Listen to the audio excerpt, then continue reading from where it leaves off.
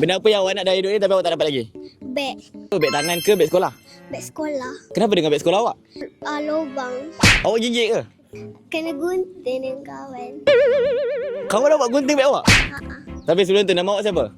Amani Madiha. Kita jumpa pukul 6.30 besok. Sekarang ni kita dah sampai kat kedai beg. Banyak habis beg lawa-lawa. Tapi kita akan cari yang sesuai dengan dia. Ni macam lawa weh. Saya teringin nak beg baru sebab beg saya dah berlubang. Saya ingat tikus gigit. Hanya kawan saya yang gunting. Saya terpaksa pakai beg lama saya. Tapi beg saya dah buruk. Tapi saya nak beg baru. Dia ada kata-katun. Comel juga ni. Ni apa? Ni kata apa? Labu-labu. Okey tak? Sebab dia perempuan kan? Alright. Kita dah sampai kat taman. So jom kita cari Madiha. Ni dia. Ni beg untuk awak. Terima kasih. Suka tak warna ni? Suka? Okey, sebab dulu saya suka warna purple. Dalam sekolah mata pelajaran apa awak paling suka? Sains. Kenapa suka sains?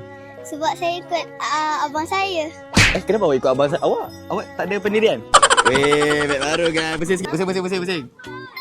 Weh. By the way, jangan lupa follow Anik Syamad.